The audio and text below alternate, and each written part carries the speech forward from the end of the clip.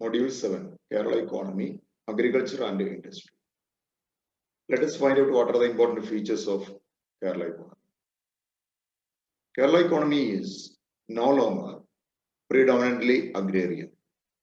The primary sector accounts for only 26% of state income and 32% of employment in 1999-2000. In 2018-19, primary sector contributes 11% of state income. Secondary sector contributes 25% of state income, and service sector contributes 64% of the state income. Kerala ഇക്കോണമിയെ കുറിച്ച് പറഞ്ഞാൽ അത് ഒരു കാർഷിക സമ്പദ് വ്യവസ്ഥയല്ല.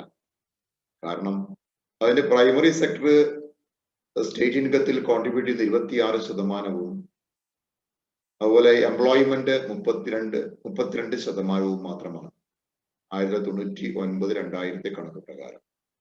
2018-2019 നമ്മുടെ പ്രാഥമിക മേഖല 11% ഇൻകമാണ് സ്റ്റേറ്റിന്റെ ഇൻകത്തിലേക്ക് കോൺട്രിബ്യൂട്ട് ചെയ്യുക. അതേസമയം ദ്വിതീയ മേഖല എന്ന് പറയുന്ന വ്യവസായ മേഖല എന്ന് പറയുന്നത് 25% ആണ് കോൺട്രിബ്യൂട്ട് ചെയ്യുക. സേവന മേഖലയാണ് 64% ഇൻകവും കോൺട്രിബ്യൂട്ട് ചെയ്യുന്നത്. The per capita land available in Kerala is much smaller than all India average. ഈ മറ്റൊരു സവിശേഷത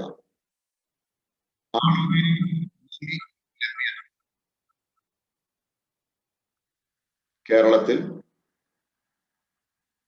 ശരാശരി ഇന്ത്യയുടെ ഭൂലഭ്യതയേക്കാൾ കുറവാണ്.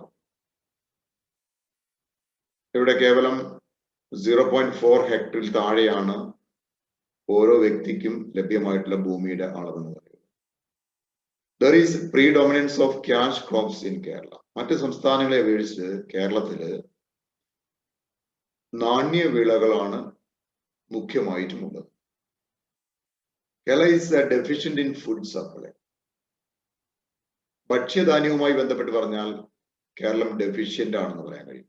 ആവശ്യത്തിന് ഭക്ഷ്യധാന്യങ്ങൾ നമുക്കിവിടെ ഉത്പാദിപ്പിക്കാൻ സാധിക്കുന്നില്ല. മറ്റ് സംസ്ഥാനങ്ങളെ നമ്മൾ ആശ്രയിക്കേണ്ടി വരും. The level of productivity of almost all crops in Kerala, with the only exception of rubber, is low. Rubber ഒഴികെ ബാക്കിയുള്ള എല്ലാ നാണ്യ വിളകളുടെയും അല്ലെങ്കിൽ എല്ലാ വിളകളുടെയും ഉൽപാദനക്ഷമത കേരളത്തിൽ വളരെ കുറവാണ്. In Kerala, agriculture was not benefited by the technological revolution. കേരളത്തിന്റെ കാർഷിക മേഖലയെ കുറിച്ച് പറയുമ്പോൾ സാങ്കേതികപരമായ വിപ്ലവങ്ങളൊന്നും കേരളത്തിന്റെ കാർഷിക മേഖലയിൽ ഉണ്ടായിട്ടില്ല, അല്ലെങ്കിൽ അതുകൊണ്ടുള്ള നേട്ടങ്ങൾ കേരളത്തിലെ കാർഷിക മേഖലയ്ക്ക് ഉണ്ടായിട്ടില്ല. കാരണം ഇവിടെ ടെക്നോളജിക്കൽ റെവല്യൂഷനോ ടെക്നോളജിക്കൽ ആപ്ലിക്കബിലിറ്റിയോ നടപ്പിലാക്കാനുള്ള സാഹചര്യമല്ല കേരളത്തിലുള്ളത്.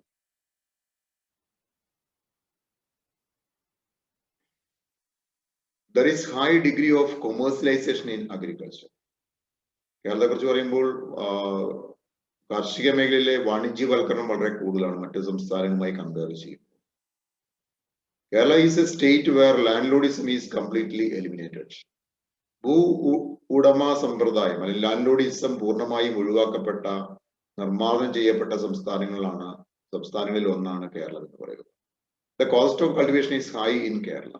കേരളത്തിലെ കൂലിച്ചെലവ് വളരെ കൂടുതലാണ്, അല്ലെങ്കിൽ കാർഷിക വൃത്തിയിൽ ഏർപ്പെടുന്നവരെ സംബന്ധിച്ച് അതിന്റെ ചെലവ് വളരെ കൂടുതൽ, കൃഷി ചെലവ് വളരെ കൂടുതലാണ്. The wage rate of agricultural laborer is very high. കാർഷിക തൊഴിലാളിയുടെ കൂലി നിരക്ക് വളരെ കൂടുതലാണ് മറ്റ് സംസ്ഥാനങ്ങളുമായി താരതമ്യം ചെയ്യുമ്പോൾ. Agricultural laborers are provided with many welfare schemes. മറ്റ് സംസ്ഥാനങ്ങളെ കമ്പയർ ചെയ്യുമ്പോൾ കാർഷിക തൊഴിലാളികൾക്ക് ഒരുപാട് ആനുകൂല്യങ്ങൾ, ക്ഷേമ പ്രവർത്തനങ്ങൾ നടപ്പിലാക്കുന്ന ഒരു സംസ്ഥാനം കൂടിയാണ് കേരളം എന്ന് പറയുക. Indebtedness and the consequent farmers' suicide is also a trend in Kerala's agriculture sector, especially in the districts like Wayanad and Idukki. Wayanad പോലെ ഇടുക്കി പോലെയുള്ള ജില്ലകളിൽ കടക്കണിയിൽപ്പെട്ട് ആത്മഹത്യ ചെയ്യുന്ന ഒരു പ്രവണത കേരളത്തിലെ കാർഷിക മേഖലയിൽ നമുക്ക് കാണാൻ പറ്റും. മറ്റ് സംസ്ഥാനങ്ങളിൽ നിന്നും വിഭിന്നമായി കൂടുതൽ ആളുകൾ കടക്കണിയിൽ പെടുകയും അവരെ ആത്മഹത്യ ചെയ്യുകയും ചെയ്യുന്ന ഒരു സാഹചര്യം കേരളത്തിൽ ഉണ്ടായിട്ടുണ്ട്. ഇതൊക്കെയാണ് കേരളത്തിന്റെ ഇക്കോണമിയുമായി ബന്ധപ്പെട്ടുകൊണ്ട് നമുക്ക് എടുത്തു പറയേണ്ട സവിശേഷത. Okay, thank you.